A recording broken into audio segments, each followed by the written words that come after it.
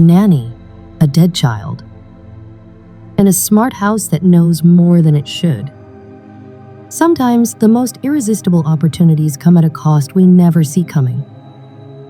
Rowan Caine was no stranger to the grind of city life. Young, smart, determined, yet struggling to make ends meet in bustling London. She spent her days working at a local daycare, caring for children that weren't her own, watching parents come and go with the privilege she could only dream of. The hours were long, the pay modest, and the prospects limited. Rowan knew she needed a change, not just a new job, but a new life. And then, the advert appeared. A sleek, professional listing.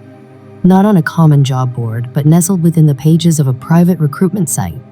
It read, "Nanny wanted, immediate start, competitive salary, live in position, beautiful remote Scottish estate, 3 children, long-term opportunity." It sounded like a dream, too good to be true.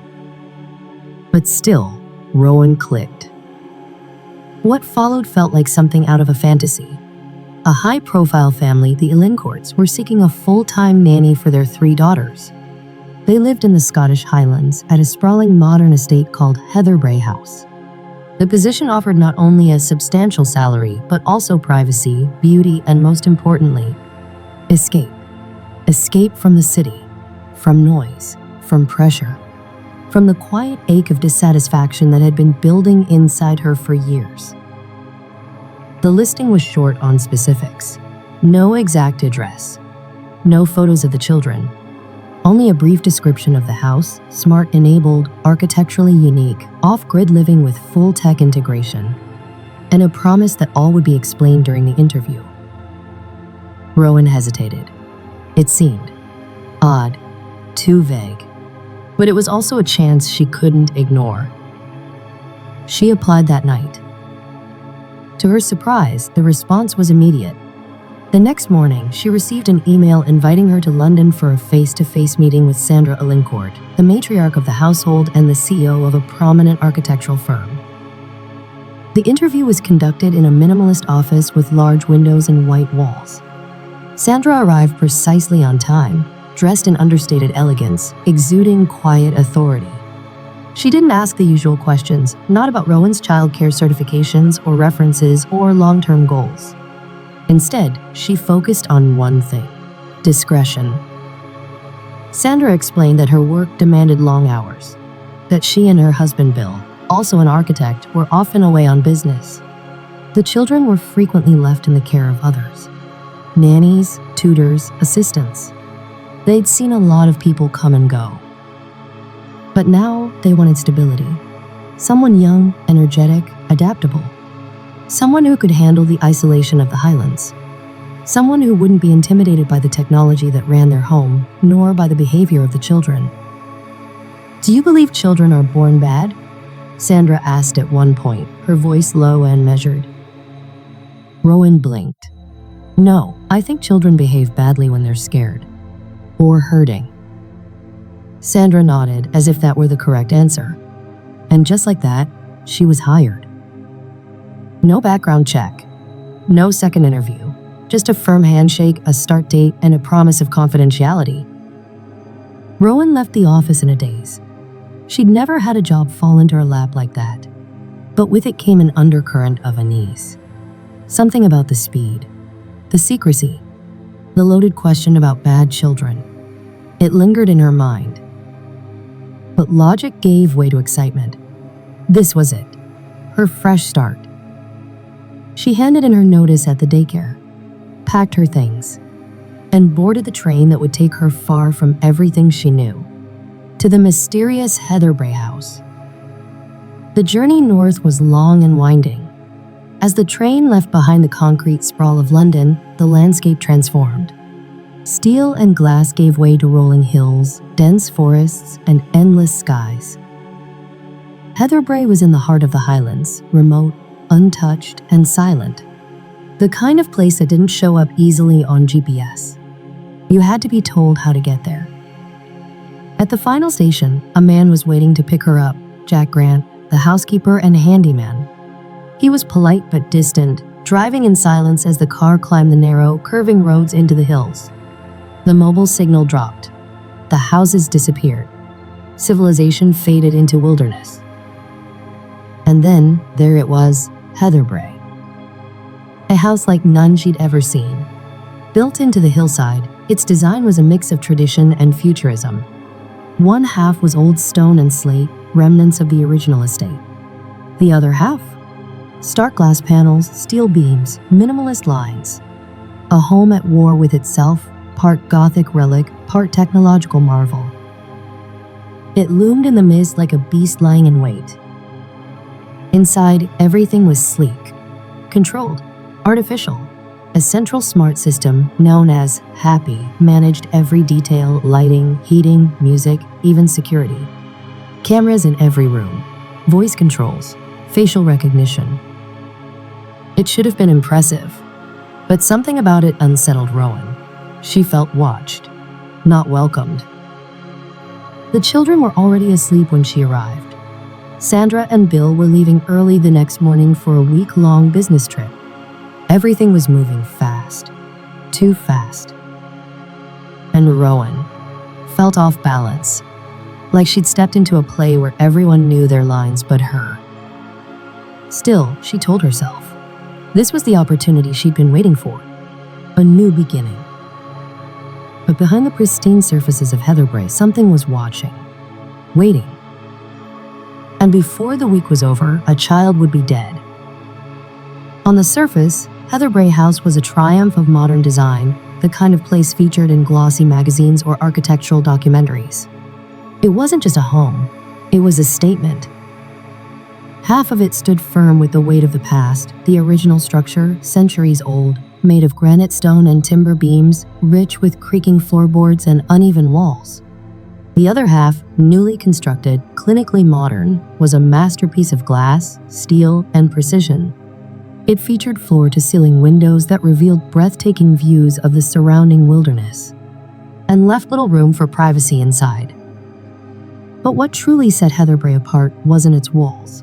It was its brain. The entire house was controlled by an intelligent system named Happy.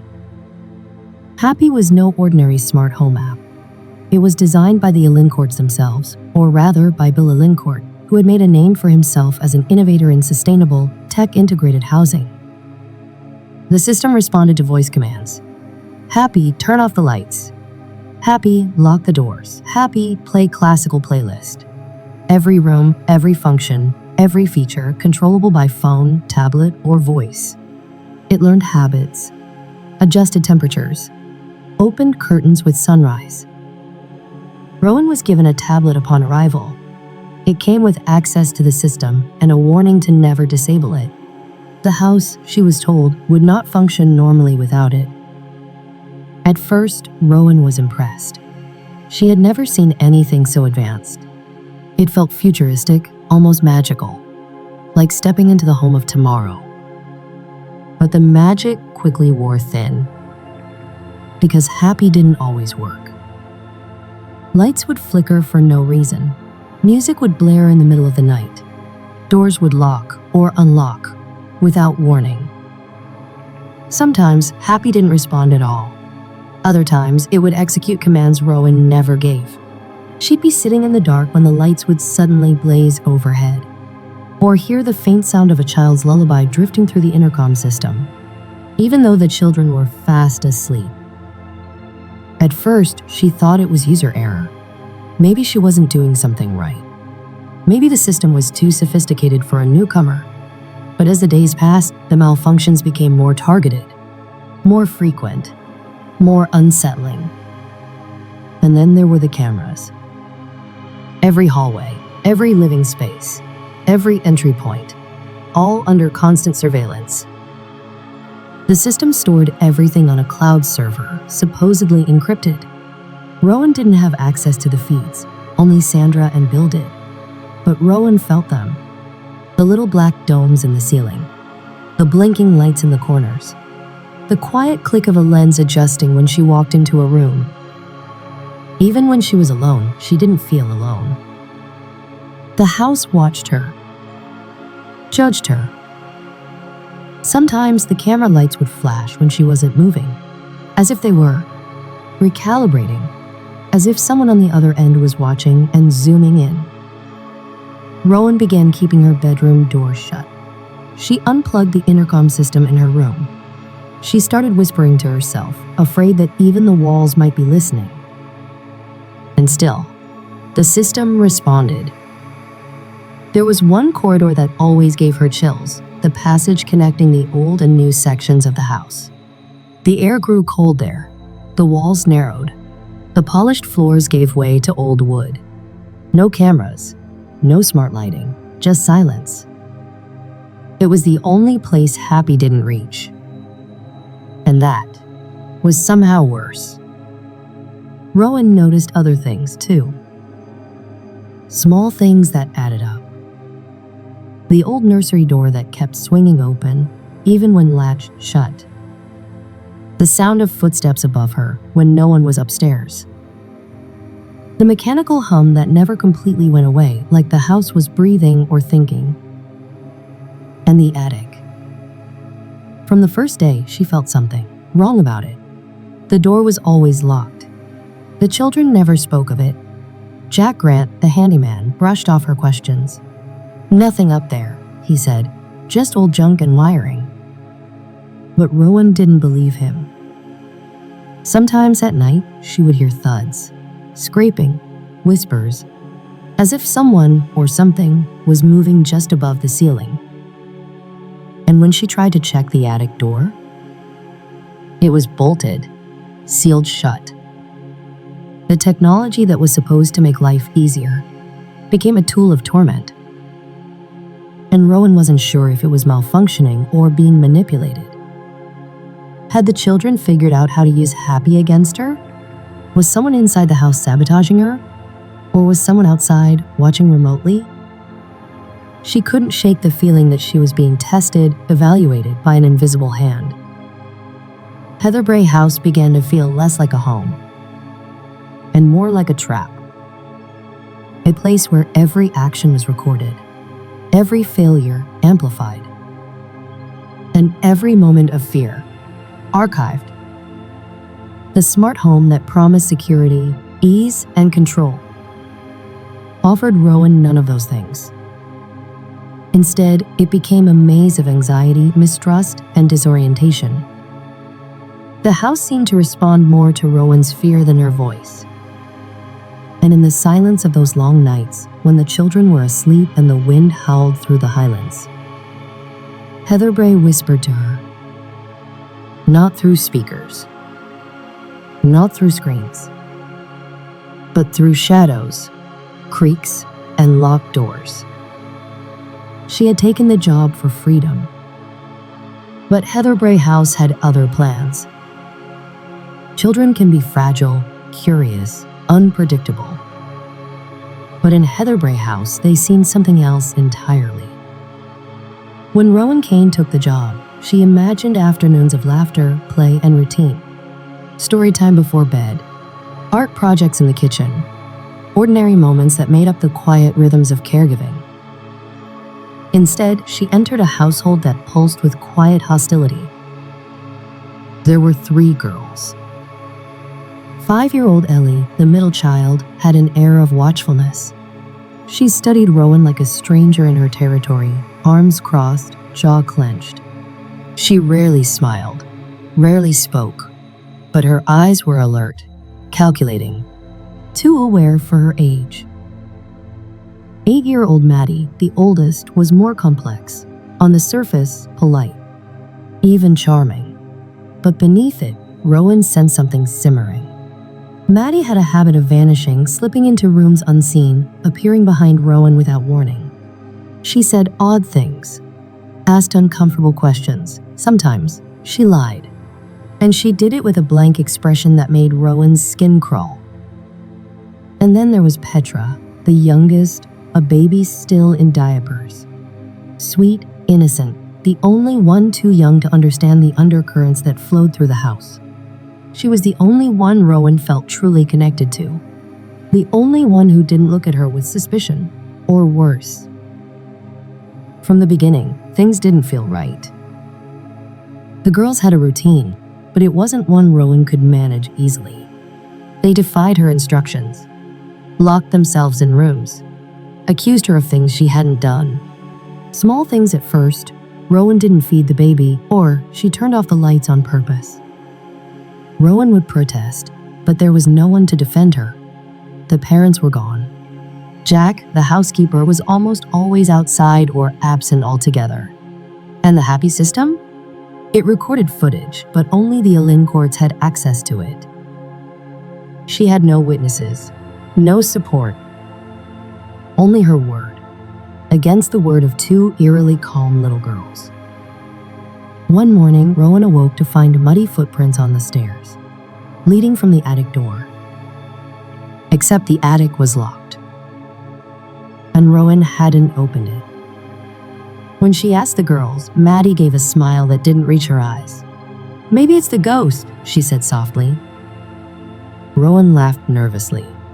"There's no ghost." Maddie just tilted her head. That's what the last nanny said, too. The words hit Rowan harder than she let on. Because this wasn't the first nanny.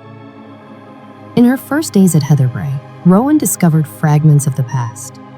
A broken bracelet behind the sofa, a mug with a lipstick stain in the cupboard, a name carved faintly into a closet shelf, Rachel. Bits and pieces of someone who had been there before her, someone who had left in a hurry. When she asked Jack about it, he stiffened. "There's always someone before," he said, "but none stay long." He wouldn't say more. Rowan started to feel the isolation take hold. The strange noises, the technological glitches, the children's behavior, her own doubts. The line between reality and illusion blurred. She would hear whispering through the baby monitor, but when she ran to check, the room would be empty. She'd find lights on in rooms she hadn't entered, toys rearranged, windows open in the dead of night. And always, the cameras watching. Her sleep began to suffer. She would wake in the middle of the night, sweating, breath caught in her throat. Sometimes convinced someone had been in the room, sometimes not knowing whether she was awake or still dreaming. And yet, she kept going. Because somewhere, beneath all the noise and fear, she wanted to prove herself. She wanted to be the adult who didn't leave, the one who didn't run when things got hard. But Heatherbrae House wasn't just hard. It was changing her. And the children, they knew it. One evening, while putting Petra to sleep, Rowan found a note tucked into the crib sheets, written in blocky, uneven letters. "You will be sorry." She showed it to Maddie. The girl looked up from her book and said softly, "We warned her too." And then, the stories began. About the poisoned garden. About the crying in the walls. About a girl who never left the attic. Told like fairy tales, sweetly, casually, with a smile. But they weren't fairy tales. They were warnings. And Rowan was beginning to understand the house was not her enemy. Not entirely. It was the history within it. The trauma soaked into the walls. The lies that built its foundation. The secrets hidden beneath its sleek, modern surface. She had come for a job. But she was now the protagonist in a story she hadn't been told. And someone or something wanted her out. Or worse, wanted her broken. In Heatherbrae, the walls had eyes. The children had secrets. And the air buzzed not just with electricity, but with memory. Every corner held something Rowan couldn't name. And the further she fell into the house, a quiet madness, the closer she came to something far more terrifying than malfunctioning tech or bad behavior. She was losing her grip on the house, on the job, on herself, and soon, on the life of a child. Some tragedies unfold like a scream, loud, sudden, impossible to ignore. Others happen in silence. That was the way it was at Heatherbrae. Not with thunder, but with whispers. Not with proof, but with doubt. Rowan Caine had stepped into this job believing she could manage it, that it was just a nannying post in a remote, high-tech home. But she hadn't understood, not truly, the weight of the house, or the secrets that hung like fog between its walls. And she certainly hadn't known that she would be accused of murder. It happened on a Sunday. The timeline, as Rowan would later recall, was scattered, fragmented like glass. She had barely slept the night before. The children had been more restless than usual. Maddie had locked herself in her room after dinner. Ellie was sulking, and Petra, the baby, was teething, screaming on and off for hours. The happy system was glitching again. Lights blinking randomly, music echoing in empty rooms. Rowan was at her limit. She hadn't showered in 2 days. Her hands were shaking, and something in her chest, a tightness she couldn't name, had started to build. And then, in the midst of it all, the unthinkable happened. Petra was dead. Rowan found her lifeless in the crib during the early morning hours. Her small body, still. The house, silent. Rowan, screaming. She called emergency services. She tried CPR. She sobbed, shaking, holding the tiny child in her arms, trying to life back into her. But it was too late. And when the authorities arrived, when the paramedics carried the child away, when the questions began, there was only one suspect: Rowan. There were no signs of forced entry. No indication of illness. No signs of struggle. But there was a camera in the hallway outside the nursery, and it showed only one thing: Rowan entering Petra's room late that night and never coming out. It didn't matter what Rowan said. It didn't matter how many times she insisted she didn't hurt Petra, that she didn't understand what had happened. The footage said otherwise. To the police, to the media, to the Ellin courts, it was clear. The nanny had snapped. The outsider had cracked under pressure. She had killed an innocent child. Rowan was arrested, charged, and placed in a women's prison to await trial. And there, alone in her cell, she began writing a letter. A letter to a man named Mr. Wrexham, a solicitor she hoped would believe her. Because Rowan had a story to tell. And this was only the beginning. I didn't kill her.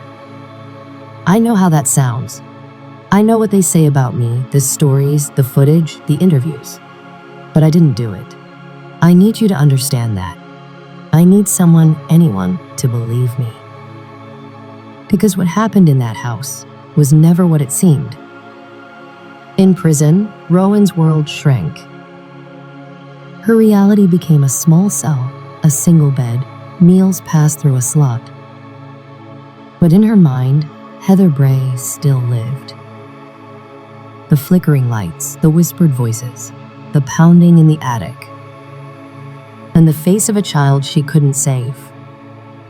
She relived the night again and again, looking for something she missed.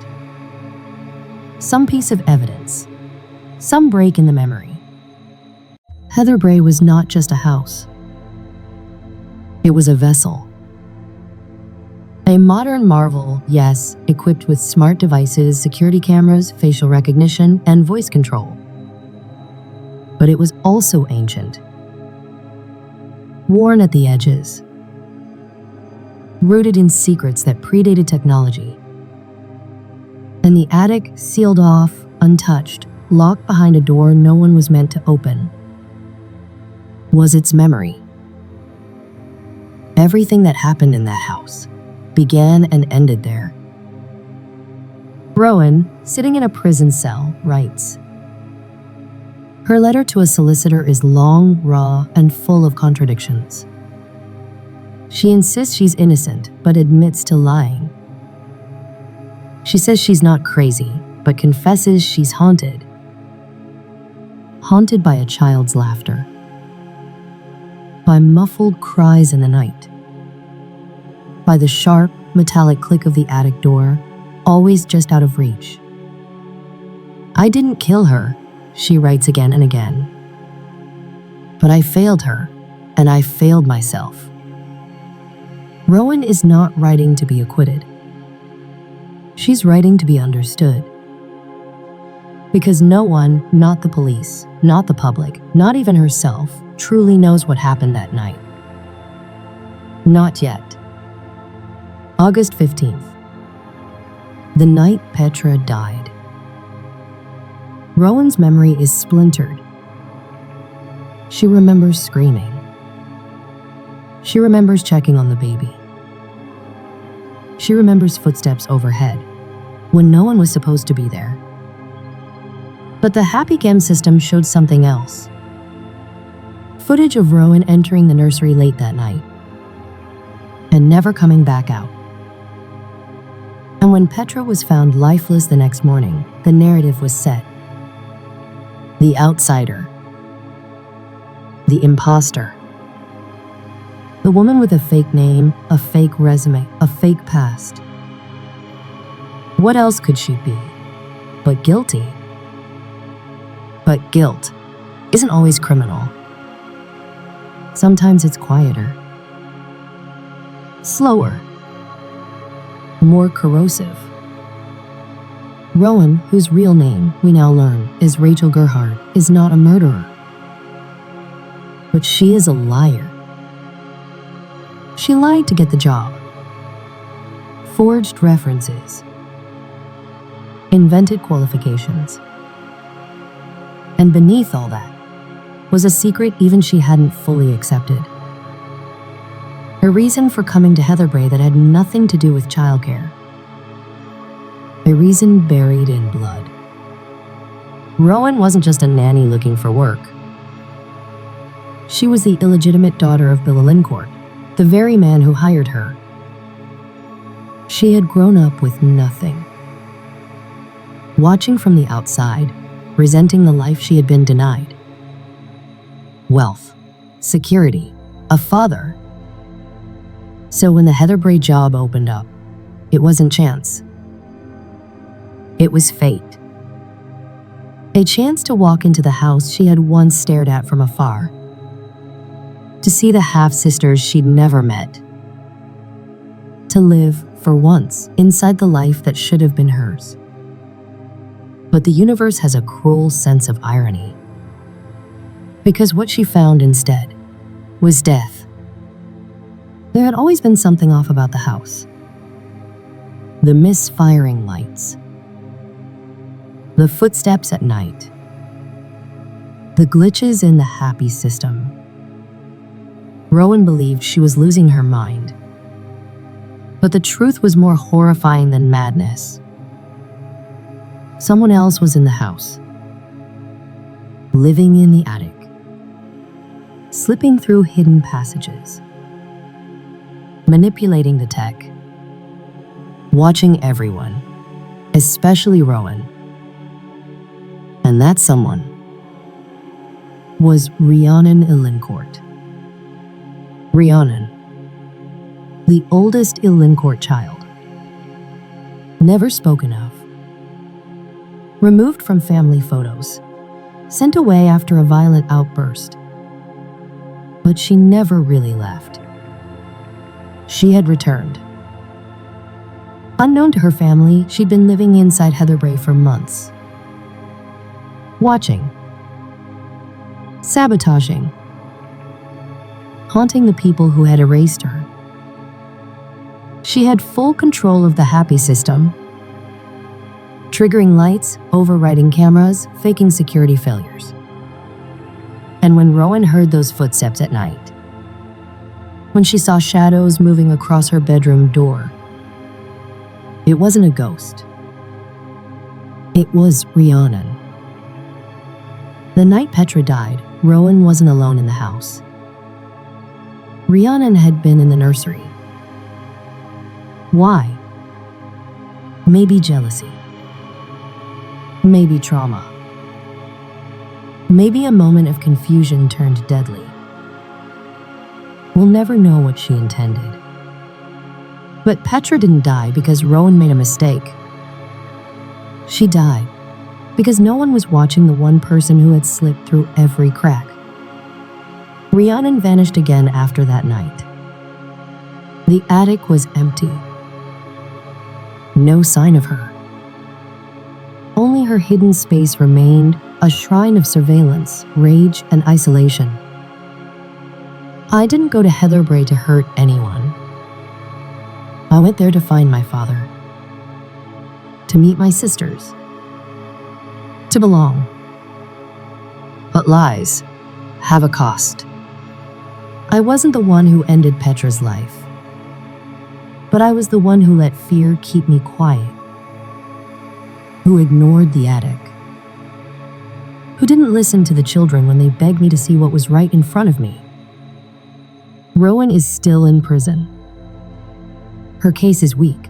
Her lies make her untrustworthy. And the evidence, the video, the timeline makes her guilt look certain. The justice system doesn't deal in ambiguity. It wants motives. It wants villains. It wants stories with a beginning, a middle, and a clean end. But life doesn't work that way. And neither does this story. In the end, the turn of the key is not a ghost story. It's a tragedy. A story of forgotten daughters. Of lies told to survive. Of a house designed to protect that failed at its most vital task. And of a young woman reaching for a life that was never meant to be hers. The key turned that night. Not in a lock, but in fate. And what it opened was something no one could close again.